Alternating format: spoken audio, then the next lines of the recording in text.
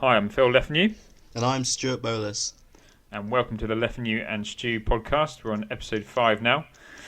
Hope you guys are enjoying lockdown as much as we are. We're absolutely loving it, aren't we, Stu? It's the best time of our lives. Yeah, speak for yourself, mate.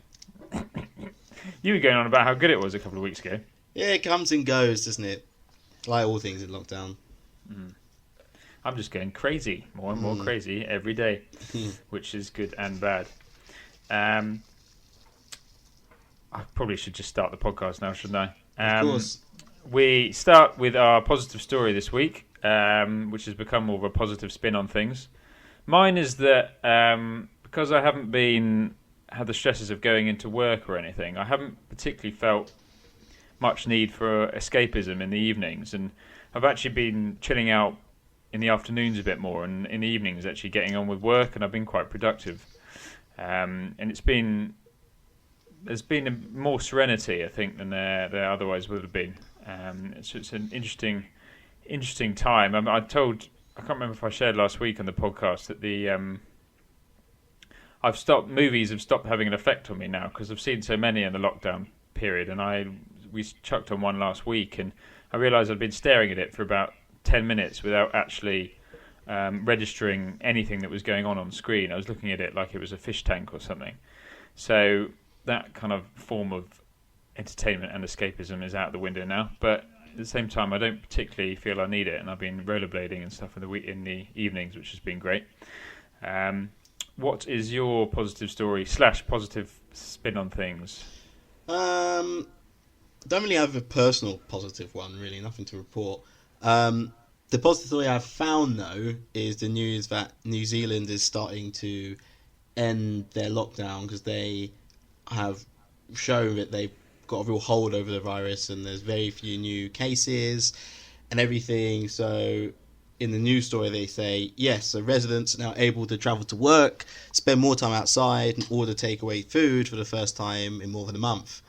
And, the reason New Zealand has been able to do this is simple. That one, they are generally, even though they are a developed nation, they are generally quite isolated, even at the best of times. They blocked flights to New Zealand quite early on.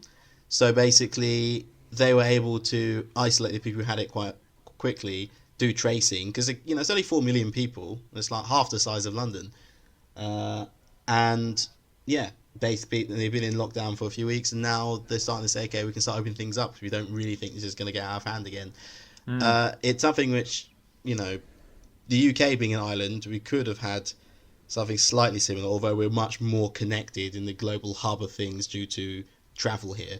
But it is good to see that, certain countries are able to come out the other side, and it shows that, I hate using this phrase, but this too shall pass. Although how long that's going to take is anyone's guess. I won't get tempted into political commentary, but I think it's fair to say our island could have been a bit swifter in the response than it was. That is a point of view some people are taking, yeah. This podcast is about mental health, and we're going to discuss a couple of topics. One was suggested by you, Stu, and it was another little minor topic, which is what society views as success. Yeah. Interesting one. Yeah. Do you want to? Yeah, go on. I've added that because it kind of stems from the experience we both had, 3 years ago, when we were both kind of living at home. We were in our, mid-20s at that point? Yeah.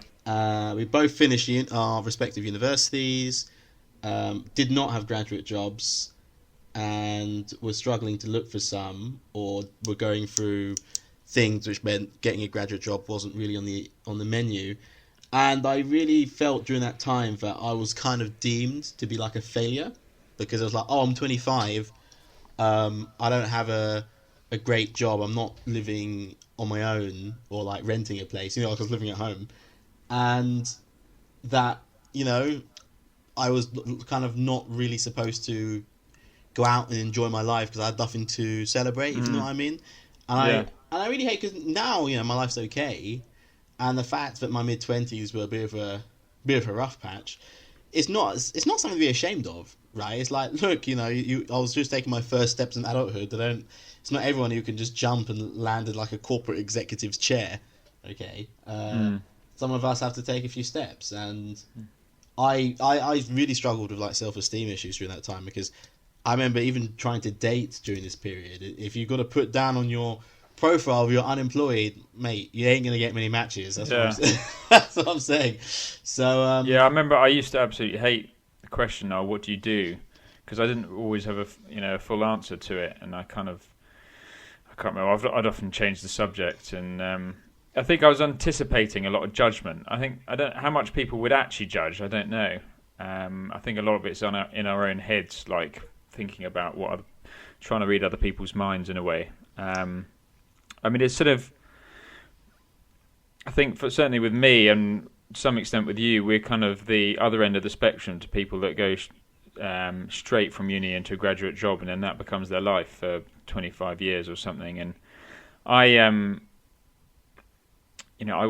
went the other way and did quite a bit of travelling and did some rather crazy stuff. And at the time, I didn't really regret it. I thought I was living life to the full, but it was sort of when coming back home, living with mum and dad, and in my mid-20s, and not really going anywhere career-wise. There was a lot of niggling doubts coming into my mind. I think thinking about what other people my age were up to. Yes, there's a lot of that. How far that. Yeah. And you were saying Facebook's not great for that, is it? Facebook, Instagram, as we know, it's just a positive thing. People say, people only post positive stuff on there, which means, it's very well talked about, but you just get the good things from everyone's life, not the bad things. So people getting promoted, people renting a cool place, even a few people, I say a few because there's not that many, buying their own places, and they post that on Facebook, or getting married and stuff like that, or getting engaged, or having children. People losing their jobs, feeling stuck in their jobs, breaking up, trying out new things, doesn't work out. They don't post any of that, but these are all parts and parcel of life, right? But that you don't see that. So when you're at home, unemployed, and you go on Facebook and you just see everyone living great lives, you just feel, wow, I'm the only person going through this. That's what they think. That's what you see. That's what you think, but it's not the case at all. And what you said mirrored what I felt, because I remember when I hit 26, and I'd literally been told a week beforehand that the graduate job I'd applied for, which the application for that took 4 months to do, that I just missed out. I remember just being like, I don't know what on earth I'm doing with my life. I was like, I graduated at that point 3 years previously, and I was like, what on earth have I achieved in the last 3 years? Basically nothing. And it's interesting you use the word achieve, because what really counts as achieving? If you've read a load of books that you've enjoyed, is that achievement? If you've started meditating and feel more at peace generally, is that achievement? Not in the eyes of a lot of people. And but the thing is, when I was at home, I was unemployed for a while because I just stopped applying for things, because it got to a point I had so much failure and negative letters in the sense of, unfortunately you haven't got this role, that sort of thing. I was just like, everything I applied for I failed, so what's the point? And but even then, even just doing those applications, that is an achievement in itself, because they are draining. And I feel, especially in your mid-20s, you're really faced with this sense of you should be doing great, because at university you get told the minute you leave you're going to walk slap bang into some graduate job and your life's going to be sorted. And so if 3 years after that you still haven't achieved that, and some people have, of course the ones who have are the ones who talk about it all the time, you really feel like you're falling behind, and you just say, I went to uni, I'm in debt, and it's achieved nothing. So it is hard, and I just feel like society shouldn't put so much pressure to say that you go to school, right, you have to go to uni, and then you have to get a graduate job. Look, with the situation we're in now, many people leaving uni are not going to be landing graduate jobs, because they're going to be they're going to be gone. So they're going to face this probably, because lots of them won't be able to do that step into the careers which they expected to happen. I think aside from jobs as well, I think one thing that society very much views as success is having a partner, like having a wife or a husband. And I dread to think how many marriages have been formed basically because people were feeling that they need one, they need a pressured partner. into it. Yeah, and 15 years later hit massive midlife crisis. I mean, I remember I was quite a few years ago, I was doing some gardening, and I was doing a gardening job for this couple. I think they were in their 60s, late 60s, and I don't know if they had ever been in love, but they'd fallen well and truly out of love, if they ever had been in love, and it was just heartbreaking to watch. And their kids had all moved out, and they probably had grandkids, and it's just, you're just wondering, like, is this a bit of a charade that's just cycling through, really? This that by a certain point in your life you need to have got a partner, you want to be starting a family, and it's still considered quite maverick, like, not to want kids, isn't it? I mean, I know I've got a couple of friends now who flatly declare that they don't want kids, and they never have had the desire to want kids.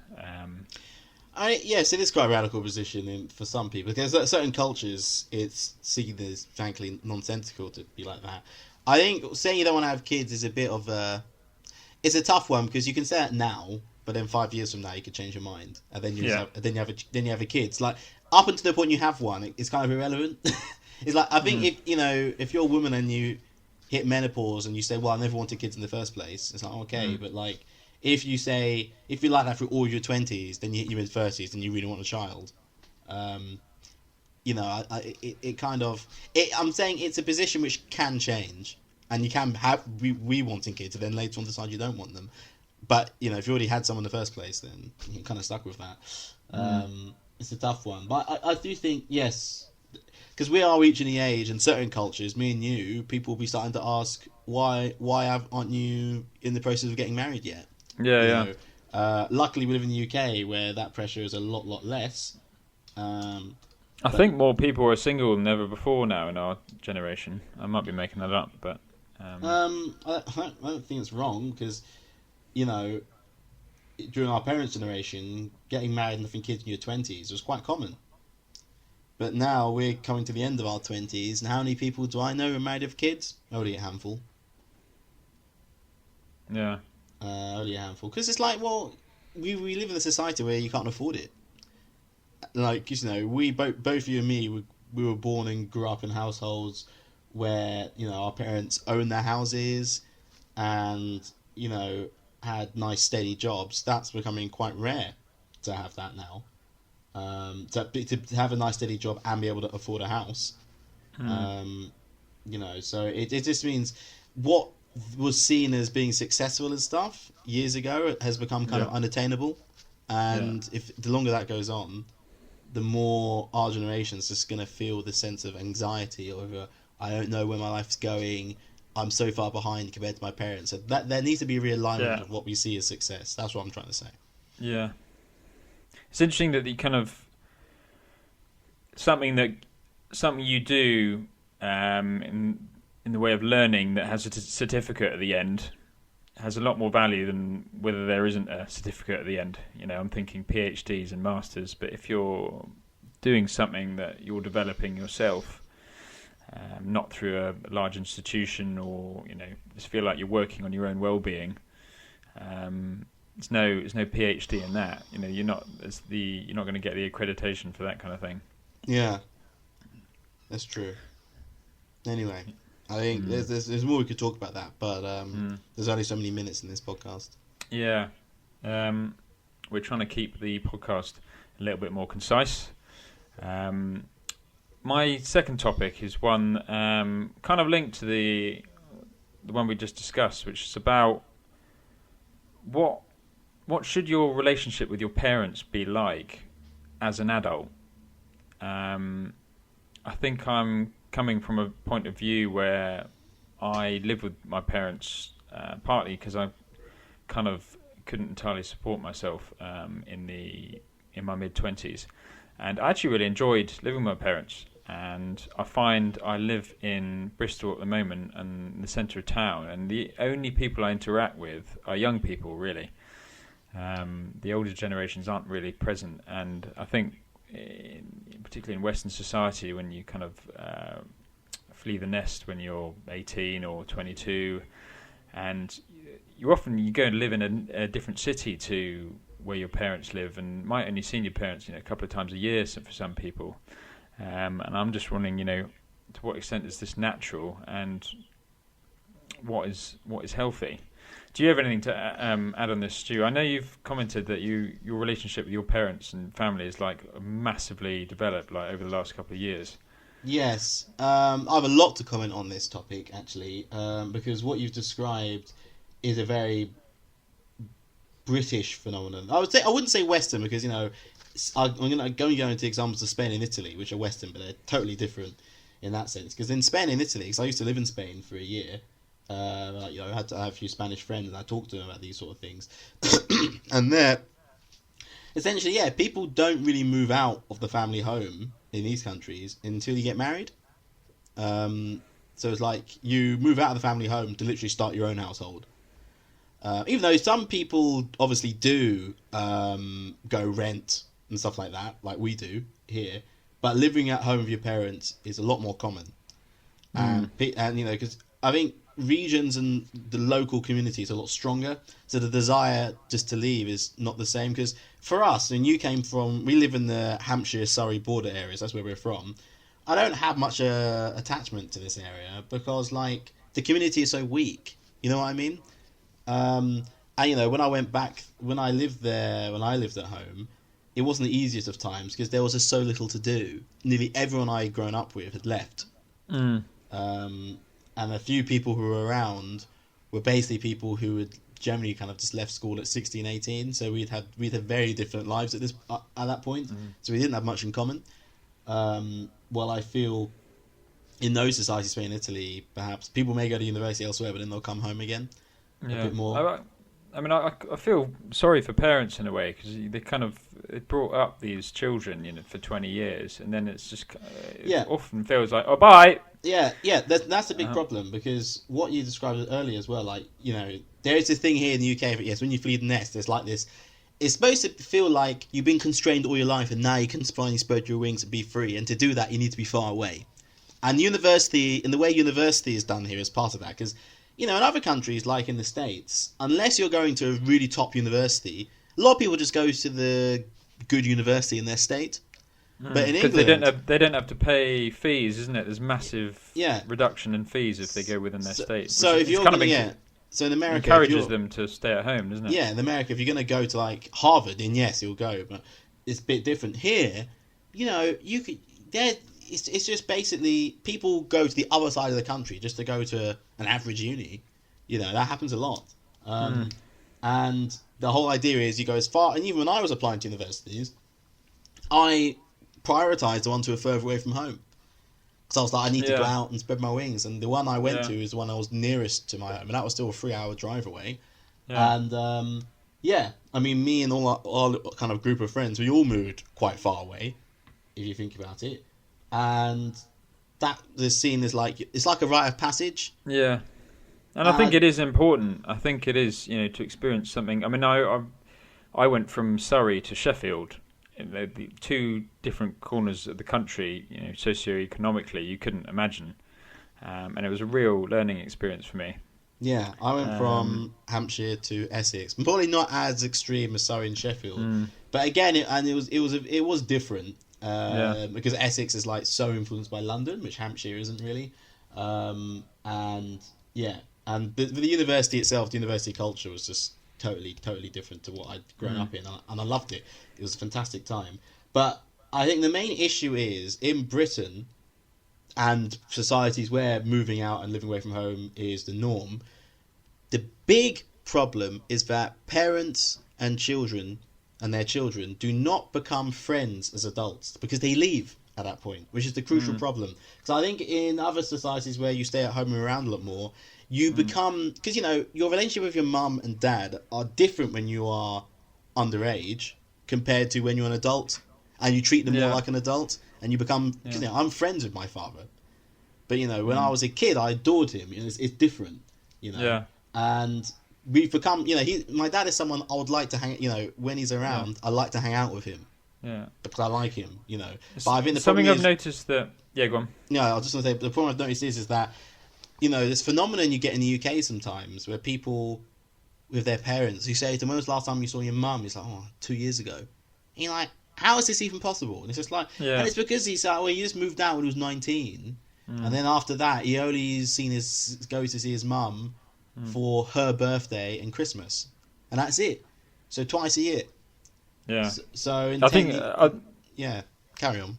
I think it's something, I don't know if it's just me seeing this, but in Britain there seems to be quite a lot of shyness around expressing love for your parents. Like if you go to the States or something, people are always going on, where they're doing acceptance speeches or whatever. They're like, I love my mom, man. And like the relationship, once you turn into an adult with your parents, seems to be quite different.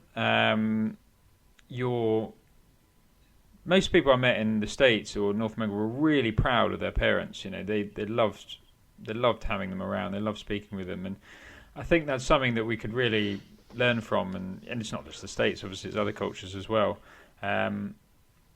I find it. If you think about tribal culture, how human beings would have lived thousands of years ago. You'd have all generations within one tribe. You wouldn't have a load of youngsters just going off for 10 years or something together. And I certainly miss the stability of being at home with my parents. And something I found quite sad is that when my father was young, he used to go on holiday with his cousins quite a lot. Like my grandmum, her and her sisters would all go off to Cornwall or something together, and then have a week. And they have like a week in the summer holidays, and all the kids. My dad and his cousins are all within the same age range, give or take 5 years.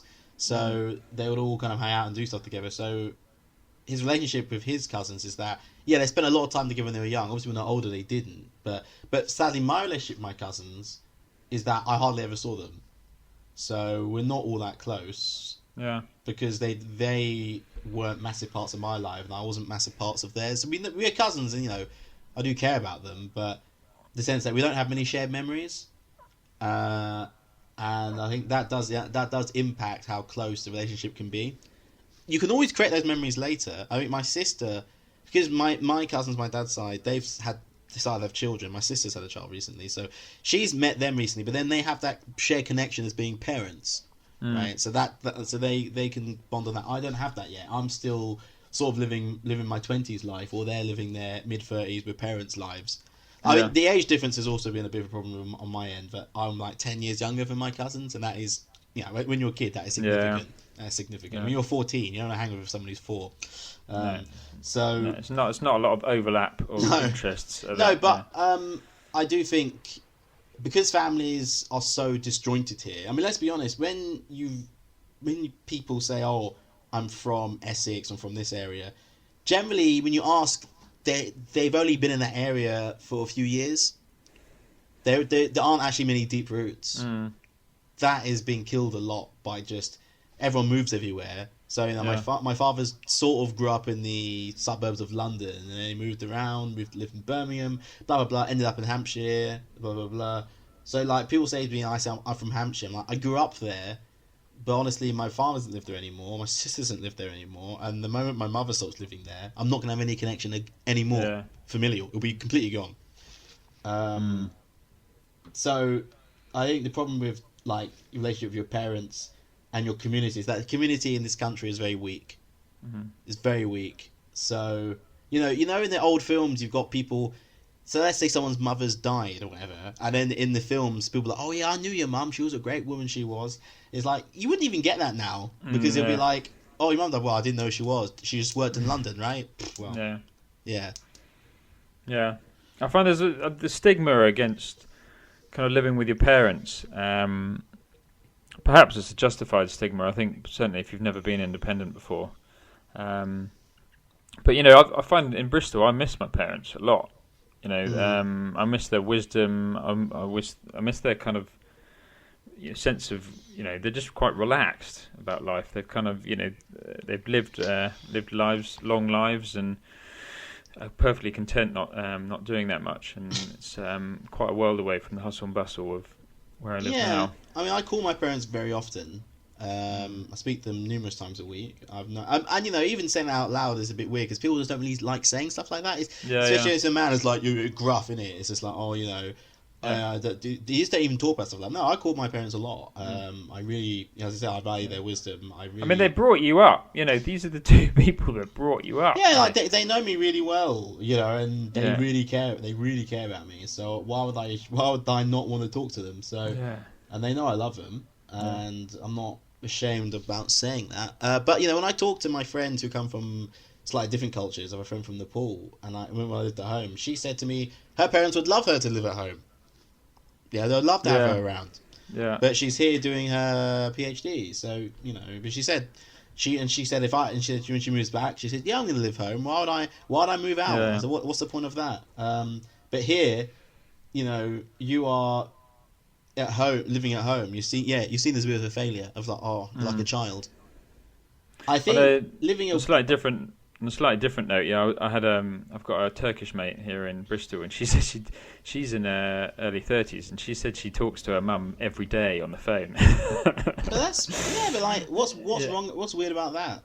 I mean, especially I don't know if she's an only child, but she is. Like, I find it weird. Yeah, the people who raise you, but I think the fundamental problem is people don't become friends with their parents. They see them as they're like, oh, there's the person who looks after me, and when they reach the age they don't need to do that anymore, it's like, all right, job done, I'm off, thanks for everything. I know British people are obsessed with their parents, being controlling. They kind of control me. And my Turkish mate, she's very independent. She's got her own business, and she says her mum still rings her up and reminds her to put the washing on and check some emails the next day, and she just accepts that. Well, yeah, that's just what mums are like, Yeah, my mum says he messages reminding me to eat healthy breakfast every morning. I mean, like people kick off at that, like they're so controlling. Yeah, that's what parents do, Yeah, I mean, it's just sad. Like seeing my sister with her daughter and all the things, having to wash her, feed her, look after her. That's like, parents do so much for their kids. And I said to my mum, seeing that relationship with my niece and my sister, I said, I can now understand the pain of a parent when a child at the age of 15 just slams their door and say, what have you done for me? You've done nothing. I'm just like, yeah. That's like, yeah, you have no idea. I can understand why parents feel so angry and so betrayed to say there's things I've had to do, and you as a baby just don't understand, and it's just unconditional. But I think people should. I think when you leave home, if you do, actually befriend your parents. Like, go out with them, have fun with them. Don't just say, I need to go here. Mum dropped me off there. They're not your taxi drivers and extra banks. They're people, and they have their own issues, and they want their children to help them and look after them when they're old. Because sadly, we're also a society who dump our elderly in care homes. Yeah. Yeah, I think we better move on. Actually, we're half an hour in, so I think this is something you probably raise again in another podcast. I mean, there's a lot we can unpack, but yeah. So you've.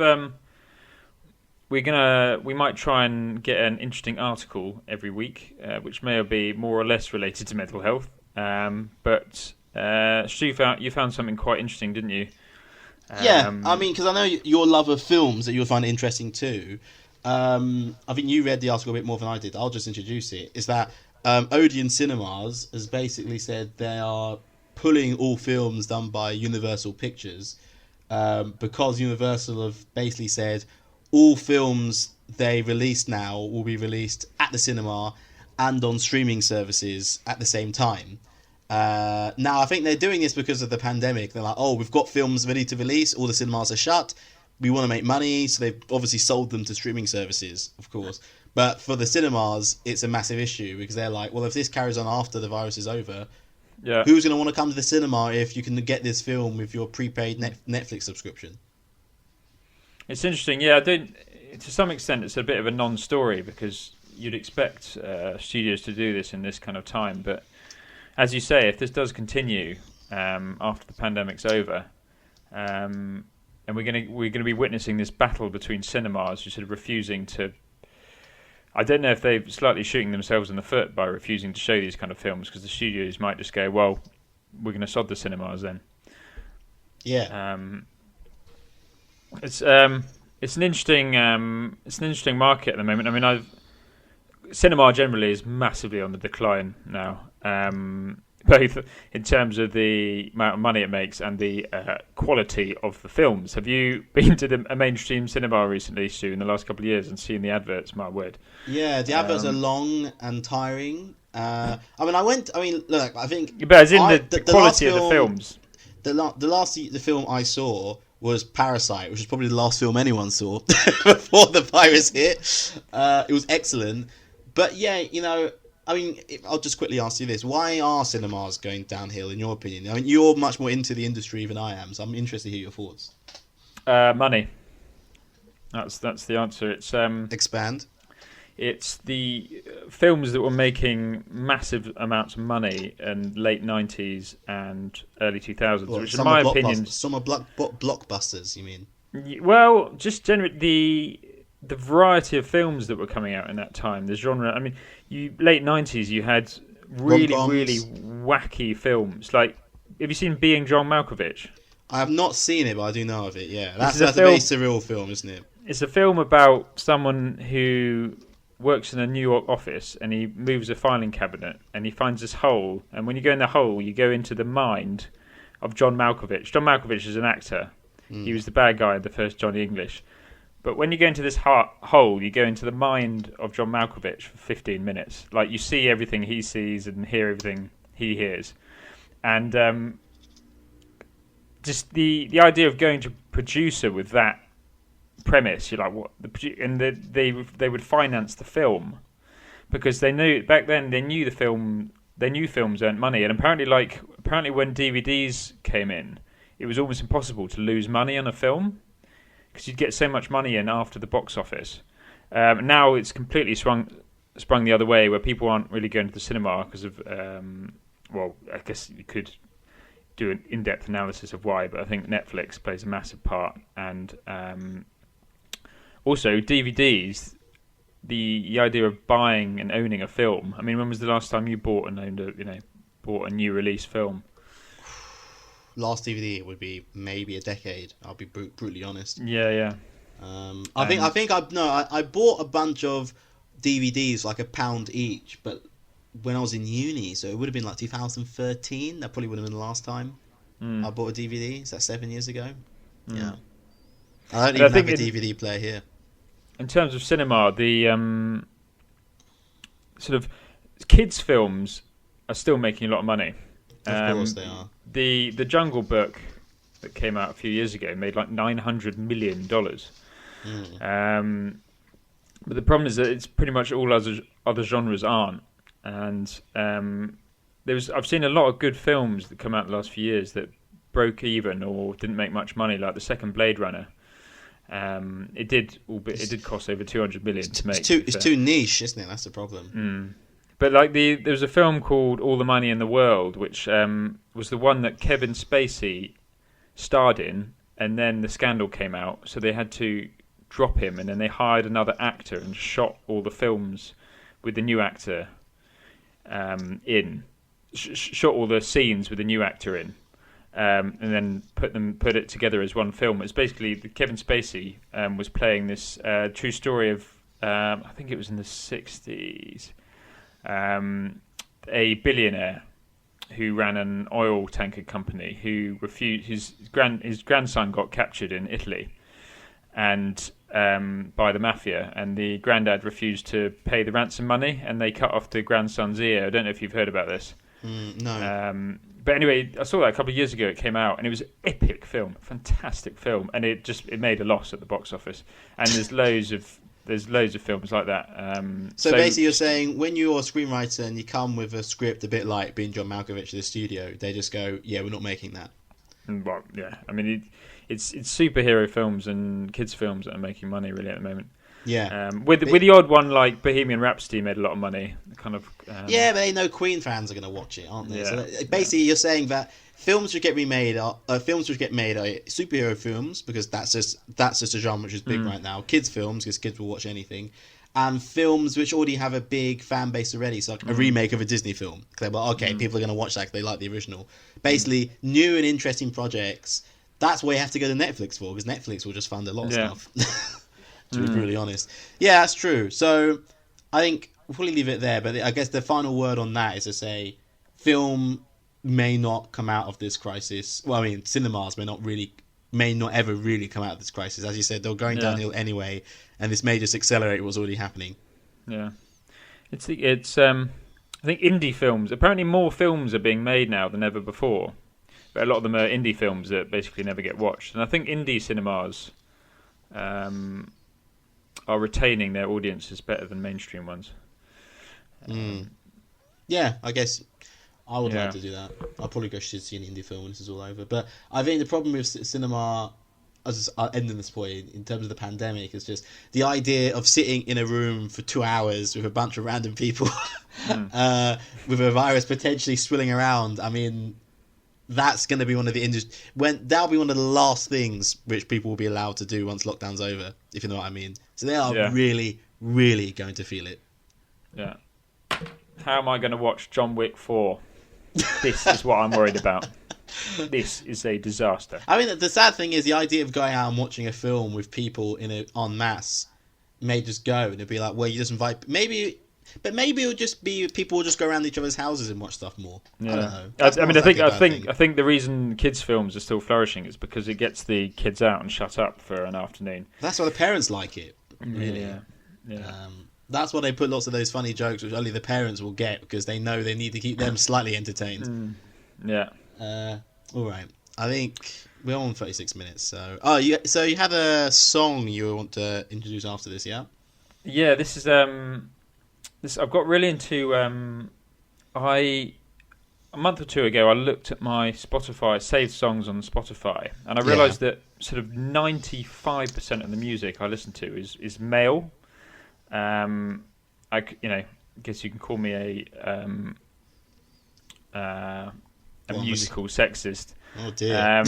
I didn't know it's not. Obviously, I didn't set up on my music listening career intending this, but I think it's just what I naturally gravitate to is often quite angry music, and it was quite shocking actually. So about a month ago, I started listening to just female music, and discovered a lot of that side of music can be a lot more intricate and tender in a way. So one artist I discovered that I really, really like is Lily Allen. I find all four of her albums really, really good. I've chosen the song I'm going to play today is called Everyone's At It. It's the first track on her 2008 album, which also featured The Fear, which was a massive hit. This song is all about drug addiction, basically, and I heard it about a month ago or something. It really, the lyrics are just phenomenal, and they really ring true. So I invite everyone to listen and take in the substance of the song, and that is about all I'm going to say. Good. So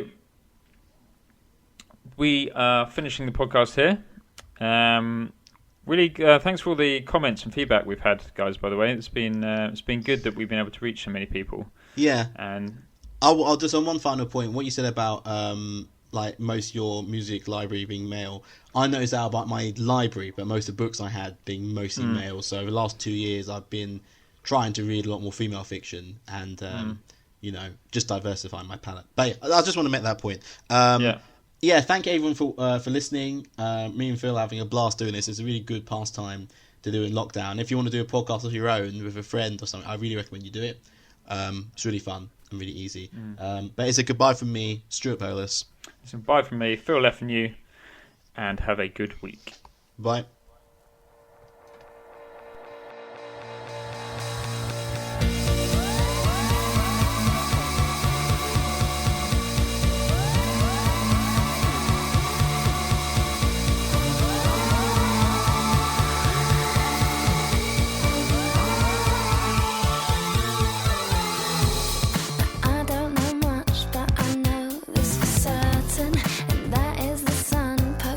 Head round the curtain.